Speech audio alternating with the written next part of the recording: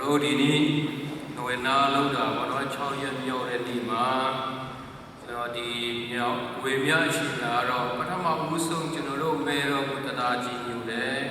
ဒီထဲမှာကိုယ့်ရဲ့ယုံကြည်ခြင်းကျွန်တော်ပြသနေခြင်းဖြစ်တယ်ပြီးရင်ကျွန်တော်တို့ယုံကြည်တဲ့ကျမ်းစာတွေကိုဖတ်တဲ့ကျမ်းစာတွေကျွန်တော်တက်တည်ခါနေခြင်းဖြစ်တယ်ဆိုတဲ့အချက်ရဲ့ပြီးရင်ကျွန်တော်ရဲ့ဘဝမှာရရှိခံစားတဲ့ကြီးစုတော်တွေကိုကျွန်တော်တို့ရည်တွက်ဖို့ဘုရားသခင်ကိုအမြဲတမ်းကျေးဇူးတင်တဲ့သူတွေဖြစ်နိုင်ဖို့ပြီးရင်တတိယအချက်နေတဲ့ကျွန်တော်တို့ဒီသာသနာကလေးသာသနာအနေနဲ့ကျွန်တော်တို့ရောက် family လို့ကျွန်တော်တို့တတ်မှတ်ထားတယ်ဒီထဲမှာကျွန်တော်တို့တိုင်းရှင်းတဲ့အိမ်ထောင်စုမိသားစုတွေဖြစ်နိုင်ဖို့ဆိုတဲ့အချက်၃ချက်ပေါ်မှာခြေခံပြီးကျွန်တော်ဝေမျှရှိပါတယ်ဒီထဲမှာကျွန်တော်ပထမဦးဆုံးကိုယ့်ရဲ့ယုံကြည်ခြင်းလို့ပြောလိုက်ရင်ကျွန်တော်တို့ကျမ်းစာတွေဖတ်တယ်ဖတ်တဲ့ချိန်မှာတချို့ဘယ်လိုဖတ်လဲကျမ်းစာအစအဆုံးဘယ်နှခေါက်ဖတ်လဲပြောတဲ့သူတွေအများကြီးရှိတယ်ဒါပေမဲ့ဒီကျမ်းစာတွေဒီသူတို့ရေးထားတဲ့အတိုင်းကျမ်းပြုပုဂ္ဂိုလ်တွေပြုစုတဲ့ကျမ်းသက်စရာတွေနေပြီးမှပြုစုတဲ့အတိုင်းဘုရားသခင်ရဲ့နှုတ်ကပတ်တော်တိုင်းသူတို့လက်ခံယုံကြည်သလားဆိုတဲ့အချက်ကျွန်တော်ရဲ့ဘဝမှာကျွန်တော်ဒီကက်သလစ်တွေအထူးသဖြင့်ကျွန်တော်တို့ကျမ်းစာတော်မြတ်ကိုဖတ်ရှုကြတယ်ပြီးရင်ကျမ်းစာတော်မြတ်ကို၌ကိုကျွန်တော်မေတ္တာရွတ်ဆိုကြတဲ့သူတွေဖြစ်တယ်ဒီထဲမှာကျွန်တော်ဒီကျမ်းစာတွေဖတ်တဲ့ချိန်မှာဒါတော့ငါလက်ခံတဲ့အရာဖြစ်တယ်ဒါတော့ငါနားလည်နိုင်တယ်ငါတော့ဒီလိုနားလည်တယ်ဆိုတာထက်ကျွန်တော်ကျမ်းစာကိုကျမ်းစာအတိုင်းကျွန်တော်လက်ခံဖို့ယုံကြည်မှုလိုက်ခြင်းမှုပဲဖြစ်တယ်ကျွန်တော်ဒီ2010မှာဒီမှာလက်ထောက်ဘွားနဲ့တာဝန်ကြတော့ကဆိုရင်ဒီချမ်းစာတွေဆိုတာထက်ကိုယ့်ရဲ့မေတော်ပေါ်မှာပေါ့နော်ကျွန်တော်ယုံကြည်ပြီးဆုတောင်းတယ်ဝေနာတွေလုပ်တယ်မိစားတွေပူဇော်တယ်အဲ့ချိန်မှာကျွန်တော်ခံစားတဲ့အရာပေါ့နော်ကိုတော်မှတန်တရားရှိတယ်ဒါပေမဲ့နောက်ဆုံးမှာကိုရရှိတဲ့ဂျေဇုတော်တွေပေါ့နော်အနည်းငယ်ပြောပြချင်တယ်အဲ့ဒါပါလဲဆိုတော့ကျွန်တော်ဒီလာဒီပေါ့နော်ဒီဇိုဖာလာရှိတယ်ပေါ့နော်အဲ့ရှိတော့ semi final ရောက်တယ်ကျွန်တော်တို့လည်းဒီမှာသွားပြီးဘောလုံးပွဲမှာအားပေးကြတယ်အဲ့အားမပေးရင်ဆိုတော့ဒီမနေ့မိစားမှာကျွန်တော်မိစားပူဇော်တယ်ဒီ semi final ဒီ final တက်ဖို့ဆိုပြီးမိစားပူဇော်တယ်အချိန်မှာကောင်းလေးဆုတောင်းတယ်သူရဲ့ဒီ Saint Mary ဆိုတဲ့တင်လဲနိုင်စီခြင်းတဲ့အတွက်ကြောင့်ဆုတောင်းကြတယ်အဲ့ဒါနဲ့ဟိုမှာရောက်တော့ဘယ်လိုလဲဆိုတော့အားပေးတဲ့လူတွေလည်းအများကြီးရှိတယ်ပေါ့နော်ဆိုတော့အားပေးတဲ့လူတွေအများဆုံးနေပြီးမှသူတို့អော်ကြတဲ့စလုံးဒီဟာနာစိန်မေရီဆိုတဲ့စလုံးអော်ကြတယ်စိန်မေရီဟေးစိန်မေရီဟေးဆိုပြီးអော်ကြတယ်တနည်းအားဖြင့်ကျွန်တော်ဒီစိန်မေရီဟေးဆိုပြီးអော်တဲ့ဟာနဲ့ဘုရားသခင်ကိုတာနာခြင်းဘုရားသခင်ကိုဆုတောင်းခြင်းပဲဖြစ်တယ်ပြီးရင်အဲ့ဘောလုံးကစားကြတယ်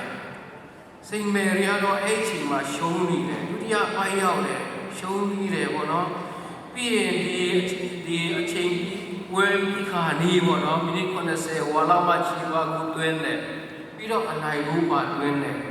အဲ့အနိုင်ဘူးမတွင်းခင်ကျွန်တော်ရဲ့နှလုံးသားထဲမှာပါရှိလဲဆိုတော့ကျွန်တော်မိစားပူဇော်တဲ့အရာပါလဲဆိုတဲ့ဟာတွေဘုရားပြေပေါ်မှာပေါ့နော်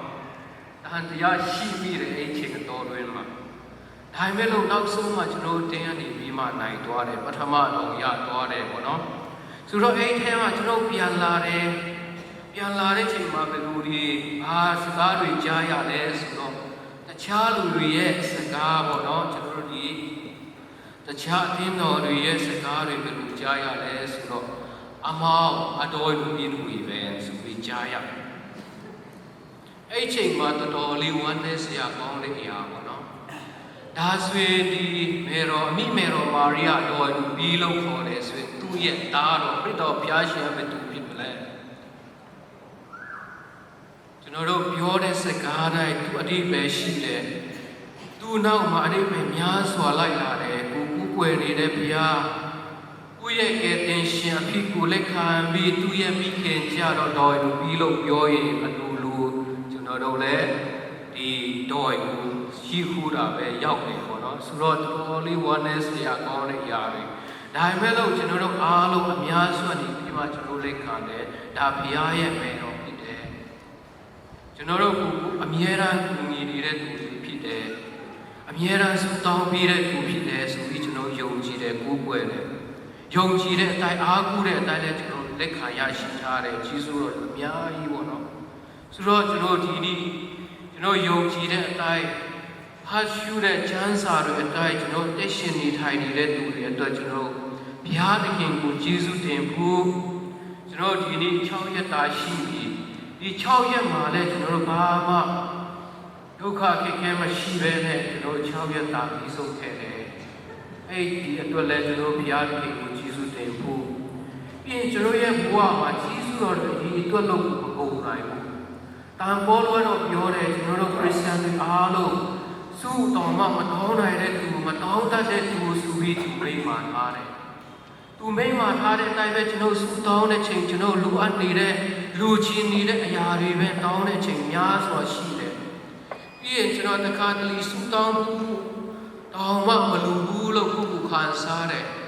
ဘာဖြစ်လို့လဲဆိုတော့ကျွန်တော်ရရှိတဲ့ကျေးဇူးတော်တွေရည်သွက်လို့မကုန်နိုင်ဘူးတရက်မှာတောင်းမှကျွန်တော်ရည်သွက်လို့မကုန်နိုင်ဘူးကျွန်တော်တို့ချမ်းသာခြင်းစုကျေးဇူးတော်ပြီးတယ်အသက်ရှူခွင့်ပြီးတယ်ကျွန်တော်ဒီနာဒီကိုဗစ်တော့ဆင်ကျွန်တော်အသက်ရှူဖို့တောင်းမှကျွန်တော်ပိုက်ဆံနဲ့ဝယ်ရတဲ့အောက်ဆီဂျင်အဲ့ချိန်မှာပေါ့နော်ကျွန်တော်ဒီဘုရားသခင်ပြီးတဲ့ကျေးဇူးတော်တွေ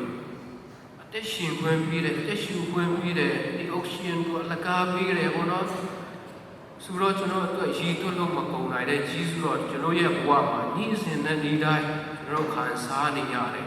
ဒီအရာတွေအတွက်ကျွန်တော်ကျေးဇူးတင်ဖို့ပြီးရင်ကျွန်တော်စူတောင်းတဲ့နေရာမှာကျွန်တော်ဒီတန်ဖိုးလို့ပြောတယ်ဆိုခဲ့တဲ့အတိုင်းပဲပေါ့နော်ကျွန်တော်တခါတလေစူတောင်းတယ်စုတွေဒီပါလေတန်းစီပြီးကျွန်တော်တောင်းကြတယ်ပြီးရင်ကျွန်တော်တခါတလေ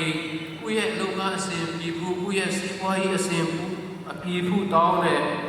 ပြီးရင်ကိုယ့်ရဲ့စာမေးပွဲအွန်လိုင်းကိုအလုပ်ရနိုင်ဖို့စသဖြင့်ကျွန်တော်တောင်းကြတယ်အဲ့တောင်းအဲ့လူတောင်းတဲ့နေရာမှာကျွန်တော်ဘယ်လိုတောင်းလဲဆိုတော့တချို့ကကိုရောဒီအရာတွေပြီးတော့အောင်မြင်ခဲ့ရင်ဒါမှမဟုတ်ဒီအရာတွေဒီစီးပွားရေးအောင်မြင်ခဲ့ရင်ရရှိတဲ့အကျိုးမြတ်တွေကိုတော့ဘယ်နှစပြီးပါမယ်ဆိုပြီးကျွန်တော်တောင်းလေးရှိကြတယ်အဲ့လူတောင်းတဲ့ချိန်မှာကျွန်တော်ပြန်စဉ်းစားတာဒီအရာတွေကျွန်တော်တို့တောင်းတယ်ဒါပေမဲ့သူ့မှာပြီးပိုင်ခွင့်တို့ဒီအရာအားလုံးပိုင်ဆိုင်တဲ့ဘုရားသခင်ဖြစ်တယ်ဒီသူပေးတဲ့အရာအားလုံးပြီးရင်တော့မှကျွန်တော်တို့မာဒီလာဆိုတဲ့ဟာထောက်ရှုမိတယ်ဦးတောင်းတဲ့ဒီအရာထဲမှာ50ပြီးပါမယ်ဆိုပြီးကျွန်တော်ကတိပေးတယ်ပြီးတလားမပြီးတလားတော့မသိဘူးဒါပေမဲ့လို့ကျွန်တော်စိတ်ထဲမှာဒီအရာအားလုံးနဲ့ဘုရားသခင်ပိုင်ဆိုင်ထားတဲ့သူ့ရဲ့တရားကျင်နာခြင်းအပြင်သူ့ရဲ့ချစ်ချင်းမေတ္တာအပြင်ကျွန်တော်တို့ပေါ်မှာတွန်းလောင်းခဲ့တဲ့ကျေးဇူးတော်တွေမဟုတ်လားဆိုပြီးကျွန်တော်စဉ်းစားခဲ့မိတယ်ဒီအရာတွေအားလုံးကိုလည်းကျွန်တော်ဆုတောင်းတဲ့ချိန်ပြီးရင်ကိုရရှိတဲ့ကျေးဇူးတော်တွေရည်သွက်ဖို့ကျေးဇူးတင်ဖို့ပြီးရင်ကျေးဇူးတင်ဖို့လို့ပြောတဲ့နေရာမှာကျွန်တော်ဒီကလေးမျိုးဒီမှာနေတဲ့ချိန်2020မှာကျွန်တော်ဒီလူနာတွေကြီးတဲ့ချိန်မှာတချို့ကပြောလဲဆိုတော့ကျွန်တော်တို့မိသားစုဘုရားသခင်ကဘာကြောင့်ဒီလိုဖြစ်စီတာလဲဆိုတဲ့မိခွန်းတွေထုတ်တယ်တချို့ဆိုရင်မိခင်ဖခင်တွေကိုကြည့်ရှုနေတဲ့သူတွေဖြစ်တယ်ကျွန်တော်ဘယ်လိုအားပေးခဲ့လဲဆိုတော့အခုချိန်မှာပြင်မာစဉ်းစားကြည့်လိုက်ပါလားအထီးတွေအများကြီးရှိမယ်ဒါပေမဲ့မိခင်ဖခင်မပြုစုရဘဲနဲ့မိခင်ဖခင်ဆိုတဲ့အရာတွေမကြားဘဲနဲ့ပြုစုခွင့်မရဘဲနဲ့သူတို့ရဲ့မိခင်ဖခင်တော့တွေးခွင့်မရတဲ့သူအများကြီးမရှိဘူးလားဒီမိသားစုထဲမှာဒီလိုကဒီအမိဖခင်မိခင်တွေပြုစုခွင့်ရတယ်ဆိုတာကျေးဇူးတော်မဟုတ်ဘူးလားဆိုပြီးကျွန်တော်ပြောခဲ့တယ်အားပေးခဲ့တယ်ဒါကျွန်တော်တို့ကိုယ့်ရဲ့ပတ်ဝန်းကျင်မှာရှိတဲ့ခုထက်တာတဲ့သူတွေကျွန်တော်ကြည့်နေလို့ဒီအဆူတစ်ခုရှိတယ်တင်းမှာစီးစရာဖဏတ်မရှိတဲ့ချိန်ခြေထောက်ဖဏတ်စီးဖို့မရှိတဲ့ခြေထောက်မရှိတဲ့သူရဲ့ဘဝကိုစဉ်းစားလိုက်ပါ ကျွန်တော်တို့ကတော့ကိုထက်သားတဲ့သူတွေတိုက်အိမ်မာနေတဲ့သူတွေပဲစဉ်းစားတယ်ဒါပေမဲ့လမ်းပြီးမှာတောင်းစားလုပ်နေတဲ့သူတွေချီကျူးလက်ကျူးလက်ပြက်ဘဝပြက်နေတဲ့သူတွေကျွန်တော်တို့မစဉ်းစားမိတဲ့ချိန်တွေအများကြီးရှိတယ်ဒီအချိန်မှာကျွန်တော်ဘုရားသခင်ဒီအကောင်းဘက်နေပြီးမှကြီးပြီးဘုရားသခင်ကိုကျေးဇူးတင်နိုင်ဖို့ရည်ကြီးတယ်ပြီးရင်ကျွန်တော်နောက်တစ်ဆင့်မှာကျွန်တော်တို့ကဘာတွေလဲဘယ်သူတွေလဲဆိုတဲ့အချက်ကျွန်တော်ဘုရားသခင်ပြီးသနာတဲ့ကျွန်တော်တို့ရဲ့ဂုဏ်သိက္ခာကိုယ့်ရဲ့ identity ဘုရားသခင်ရဲ့သားသမီးတွေဖြစ်ခွင့်ပေးတယ်ဒါတွေလည်းကျွန်တော်တို့ပိုက်ဆံနဲ့ဝယ်လို့ရတဲ့အရာတွေမဟုတ်ဘူးဘုရားသခင်ကနေပြီးမှသူ့ရဲ့ကြီးမားလာတဲ့ကြီးစွာကြောင့်ကျွန်တော်ပေးထားတဲ့ဒီအခွင့်အရေးတွေဖြစ်တယ်ပြီးရင်ဒီထဲမှာကျွန်တော်တို့တော့ပထမဆုံးပဲသူတွေလဲဆိုရင်မြန်မာပြည်သားတွေပေါ့လေပြီးရင်ကျွန်တော်တို့လူမျိုးအများစုတော့ဒီမှာချင်းလူမျိုးတွေပေါ့ပြီးရင်ကျွန်တော်ခရစ်ယာန်တွေပဲဖြစ်တယ်ပေါ့နော်ကိုယ့်ရဲ့ dignity မြန်မာပြည်သားဆိုရင်ကျွန်တော်အများအားဂုဏ်ယူတယ်ပေါ့နော်တော့ဒီတလီမှာစာတင်တဲ့ချိန်တကယ်ချင်းတရားပေးကြတယ်လို့တွေးတဲ့ကိုတွေ sister တွေဒီအလုံးလုံးနေတဲ့မြန်မာပြည်စာတင်နေတဲ့ဘုန်းတော်ကြီးတွေ sister တွေလည်းကျွန်တော်အရာထက်တော့တိတ်မရှိဘူးကျွန်တော်လောက်ပဲရှိကြတယ်ပေါ့နော်ဆိုတော့သူတို့ဘာပြောကြလဲဆိုတော့မြန်မာပြည်လူဒီဘုန်းကြီးတွေပေါ့နော်သူတို့တိတ်အရင်မရှိဘူးပေါ့ပြောကြတယ်ဒါပေမဲ့ကျွန်တော်ဘာပြန်ပြင်လဲဆိုတော့ကျွန်တော်တို့မြန်မာပြည်လူတွေနှလုံးသားကြီးပါလေဒီရရောတဲ့တရားကြီးညူချင်းတွေပေါ့နော်ဘုရားတရားလည်းရှိတယ်ပြီးရင်ဒီအမှုဒါနတွေလည်းရရောကြတယ်ကျွန်တော်တို့မြန်မာပြည်တာလာခဲ့မယ်ဆိုရင်လုံးဝပေါ့နော်တာဝန်ယူတယ်ကျွန်တော်တို့ဆင်းရဲတော့ဆင်းရဲတယ်ဒါကျွန်တော်တို့နှလုံးသားကြီးတယ်ဆိုပြီးသူတို့ကိုပြောပြခဲ့တယ်ပေါ့နော်ပြောချင်တာမြန်မာပြည်သူပြည်သားတို့တယောက်အနေနဲ့ကျွန်တော်တို့ဒီနှလုံးသားကြီးတဲ့ကြီးမားတဲ့နှလုံးသားပိုင်ရှင်သူဖြစ်တယ်ကိုယ့်ရဲ့ဒီနေ့ဒီတစ်ခုပြီးရင်ကျွန်တော်ချင်းလူမျိုးတွေဖြစ်တယ်ချင်းလူမျိုးဆိုတာကျွန်တော်ရဲ့သင်္ကေတတော့ဒီအောက်ချင်းရဲ့ဖြစ်တယ်တစ္ဆာတရားတော်ယုတ်ဒီပေါ့နော်ကျွန်တော်ဒီထဲမှာကျွန်တော်တစ္ဆာရှိတယ်ဘုရားပေါ်မှာလည်းတစ္ဆာရှိတယ်ဘုရားကိုလေးစားတယ်ဘုရားကြောင့်ဘုရားအတွက်ဒီဘိုးတော်ကြီးတွေစီစဲတွေဓမ္မဆရာတွေဘာသာသူတွေအတွက်ပေါ့နော်ကျွန်တော်တစ္ဆာရှိလှုပ်ဆောင်နေတဲ့သူတွေဖြစ်တယ်ပြီးရင်ကျွန်တော်ခရစ်ယာန်တွေဖြစ်တယ်ခရစ်တော်ဘုရားရှင်ရဲ့နောက်လိုက်တွေဖြစ်တယ်ခရစ်တော်ဘုရားရှင်ရဲ့နောက်လိုက်တဲ့နေရာမှာလည်းကျွန်တော်ခရစ်ယာန်ဒီချင်းလူမျိုးတွေကိုယ့်ရဲ့ dignity အလျောက်ပေါ့နော်ဘုရားအတွက်ဆိုရင်ကျွန်တော်ရဲရောနဲ့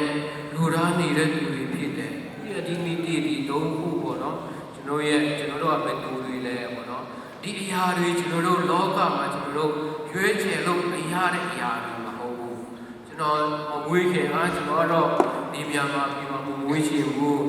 အမေရိကမှာမွေးချင်တယ်လို့ကျွန်တော်ရွေးပိုင်ခွင့်မရှိဘူးကျွန်တော်မမွေးခင်ကျွန်တော်တော့ချင်းလူမျိုးမဖြစ်ချင်ဘူးချင်းလူမျိုးတဲ့တခြားလူမျိုးအဖြစ်နဲ့ဝေးပွားမယ်ဆိုတော့မဖြစ်နိုင်ဘူးပေါ့နော်ပြီးရင်ခရစ်ယာန်တယောက်အနေနဲ့လည်းဘုရားသခင်ရွေးကောက်ထားတယ်ဒါတွေကျွန်တော်တို့ရဲ့ dignity အလျောက်ပေါ့နော်ကျွန်တော်ရဲ့ဒီကြီးမားတဲ့ကိုယ့်ရဲ့အရေးချင်းတွေလည်းအများကြီးရှိတယ်ပေါ့နော်ဒါတွေကျွန်တော်တို့တည်ပြီးဘုရားသခင်ကိုယေရှုတင်တတ်ဖို့ပြီးရင်ကျွန်တော်တို့အသင်းတော်နေပြီးမှကျွန်တော်တို့ဒီအထူးသဖြင့်ဒီလေးသာသနာအနေနဲ့ဆိုရင်ကျွန်တော်တို့ဒီနေ့ဆိုရင် your family in one room ကြီးနာကျွန်တော်ဆိုပြီးကျွန်တော်တို့ဒီတတ်မှတ်ထားတယ်ဒီတနေ့မှာကျွန်တော်တို့ဒီ in one holy your family ရဲ့ရွေးချက်တွေပေါ့နော်and why and why အစင်းမြင့်တဲ့မိသားစုတွေဖြစ်ဖို့ဆိုပြီးကျွန်တော်ရည်ရွယ်ပြီးကျွန်တော်ဒီနေ့ကိုကျွန်တော် your family ဆိုပြီးတတ်မှတ်ထားတာဖြစ်တယ်ပြီးရင်တစ်ဆက်တည်းမှာပဲအတင်းတော်နေပြီးမှဒီ family မိသားစုတွေကို domestic church ဒီအတင်းတော်တီတီလေးမိသားစုအတင်းတော်တီတီလေးဆိုပြီးတတ်မှတ်ထားတာကိုကျွန်တော်တွေ့ရမယ်ဒီထဲမှာကျွန်တော်တို့အတွက်ဒီအတင်းတော်ကောင်းမှုဒီနိုင်ငံကောင်းမှု Paris အခုကောင်းမှုဆိုတာဒီမိသားစုတိုင်းကောင်းမှရတဲ့အရာတွေဖြစ်တယ်ကျွန်တော်ဒီနေ့မှာကျွန်တော်တို့တော်အတူယူစရာဒီ Holy Family ဘောနော်တန်ရှင်းတဲ့အိမ်ထောင်စုရှိဒီထဲမှာအတင်းတော်နေပြီးမှကျွန်တော်ဒီအတင်းတော်နေပြီးမှသူ သူရဲ့တွင်တင်ထားတဲ့ဒီ domestic church ဆိုတဲ့မိသားစုအထက်ကနေပြီးမှကျွန်တော်မွေးဖွားလာတဲ့ပညာတွေသင်ကြားတဲ့ချစ်ချင်းမေတ္တာတွေကျင့်နာခြင်းတွေဖွင့်လွှတ်ခြင်းတွေကျွန်တော်ဒီမိသားစုထက်ကနေပြီးမှကျွန်တော်သင်လာတာသင်ယူရတာဖြစ်တယ်ဒီထဲမှာကျွန်တော်ဒီမိခင်နေရာယူထားတဲ့သူတွေဖခင်နေရာယူထားတဲ့သူတွေယူဖို့ပြင်ဆင်နေတဲ့သူတွေအားလုံးအတွက်သားသမီးနေရာယူထားတဲ့သူတွေအတွက်ကျွန်တော်စဉ်းစားဖို့အများကြီးရှိတယ်ကျွန်တော်တို့ဒါဆိုရင်ကျွန်တော်ဒီမိသားစုမှာချစ်ချင်းမေတ္တာတဲ့အတူတကွဆုတောင်းတဲ့မိသားစုဖြစ်တယ်ဆိုရင်ကျွန်တော်တို့မိသားစုတိုင်းချစ်ချင်းမေတ္တာနဲ့ပူရတဲ့ဖွင့်လို့ခြင်းအဖြစ်နဲ့ရှိတဲ့မိသားစုအတူတကွဘုရားကျောင်းသွားပြီးဘုရားရှိခိုးတဲ့မိသားစုဆိုရင်ကျွန်တော်ဒီ Paris တခုအကောင်းဆုံး Paris ဖြစ်မှာပဲပြီးရင်ကျွန်တော်နိုင်ငံတွေလည်းကျွန်တော်ပြောကြတယ်နိုင်ငံဆိုတာဒီမိသားစုတွေပေါင်းစည်းထားတဲ့အရာတွေဖြစ်တယ်ဒါကြောင့်အတင်းတော်ဒီပြီးမှဒီ domestic church မိသားစုအတင်းတော်အရေးကြီးတယ်ဆိုတာပြောပြနေခြင်းဖြစ်တယ်သင်ကြားနေခြင်းပဲဖြစ်တယ်ဒါဆိုရင်ကျွန်တော်အခုချိန်မှာစဉ်းစားဖို့ဒါဆိုရင်ကျွန်တော်မိခင်နေရာဖခင်နေရာယူထားတဲ့သူတွေနောက်တစ်ချိန်မှာကျွန်တော်ဘယ်လိုမိသားစုမျိုးလိုချင်းလဲဒါမှမဟုတ်အခုချိန်မှာကျွန်တော်ဘယ်လိုမိသားစုမျိုးလိုချင်းလဲဒါမှမဟုတ်နောက်တစ်ချိန်မှာကျွန်တော်ဘယ်သူလူမျိုးတွေရဲ့အုပ်ချုပ်မှုအောက်မှာကျွန်တော်နေချင်းလဲခေါင်းဆောင်တဲ့သူတွေဘယ်သူခေါင်းဆောင်ဘယ်လိုခေါင်းဆောင်မျိုးလိုချင်းလဲဆိုတာကျွန်တော်အခုကချိန်နေပြီးမှကျွန်တော်အစာပြုဖို့လိုအပ်နေတယ်အခုချိန်မှာကျွန်တော်နိုင်ငံတော်ခေါင်းဆောင်တွေအတင်းတော်ခေါင်းဆောင်တွေဘောတော့အဖွဲ့အစည်းခေါင်းဆောင်တွေကျွန်တော်ကြည်နေကြတယ်လက်ပြုတ်ထူးနေကြတယ်ကျွန်တော်အခုချိန်မှာဒီအခုတရားဟောနေတဲ့သူတွေကိုလည်းကြည်နေကြပါပဲဒီလိုဖြစ်ပူကောင်းပါပဲဒီလိုဆွေးပူကောင်းပါပဲဆိုတဲ့ဟာလေးတွေဘောတော့ကျွန်တော်ကြားနေရတယ်တွေ့နေရတယ်မြင်နေရတယ်ဒါမျိုးလို့အခုချိန်မှာကျွန်တော်ပြန်စဉ်းစားပါလဲဆိုတော့ဒီလူတွေရောဘယ်ကနေထွက်လာတာလဲမိသားစုထဲကနေပဲထွက်လာတာပဲဖြစ်တယ်မိသားစုကနေကြီးပြင်းလာတဲ့သူတွေပဲဖြစ်တယ်ဒီမိသားစုမှာရှိတဲ့မိဘတွေကနေပြီးမှပြုစုလမ်းညွှန်တဲ့အတိုင်းကြီးပြင်းလာတဲ့သူတွေပဲဖြစ်တယ်အခုချိန်မှာဒီလိုဆွေးနောက်တစ်ချိန်မှာကျွန်တော်အစင်းတစ်ခုတက်ဖို့အရေးကြီးလာပြီဒါဆိုရင်ကျွန်တော်မိသားစုတိုင်းမှာတာဝန်ရှိပြီကျွန်တော်လက်ညှိုးထိုးဖို့တော့အချိန်မဟုတ်တော့ဘူးကိုယ့်ရဲ့မိသားစုကိုပြန်ကြည့်ပြီးကျွန်တော်တို့ဒီနေ့ဒီသာသနာ့ဒီပြီးမှ your family မိသားစုနဲ့ဆိုပြီးတတ်မှတ်ပြီးထားတဲ့အတိုင်းပဲကျွန်တော်တို့စံပြမိသားစုတွေဖြစ်ဖို့အရေးကြီးတယ်ပြီးရင်ဒီမိသားစုထဲကနေပြီးမှတကယ်ဘုရားသခင်ကိုချစ်တဲ့သားသမီးတွေမွေးထုတ်ပြီးဖို့မွေးဖွားပြီးဖို့ပြီးရင်တကယ်နိုင်ငံကိုချစ်တဲ့သူဘောနော်လူသားတွေကိုချစ်တဲ့သူတွေမွေးဖွားပြီးဖို့လူဆိုတဲ့အရာတန်ဖိုးထားတဲ့သူတွေမွေးဖွားပြီးဖို့မွေးထုတ်ပြီးဖို့အချိန်တန်ပြီဆိုတော့ကျွန်တော်ဒီနေ့မှာဘောနော်ကျွန်တော်ဒီနိုဝင်ဘာအတွင်းမှာဘုရားသခင်ကိုကျေးဇူးတင်ရင်းနဲ့ကျွန်တော်တို့ကိုစစ်စီရင်းနဲ့ဥမိသားစုဘယ်လိုဖြစ်စီခြင်းလဲဘောနော်ဒီစုတောင်းတဲ့ချိန်လဲဒီကျမ်းမာတဲ့မိသားစုဘောနော်ကျမ်းမာချင်းမဲ့တော့ဒါမှကျွန်တော်တို့နိုဝင်ဘာတွေလုပ်ကြတယ်မိသားစုနဲ့ကျမ်းမာဖို့လိုတယ်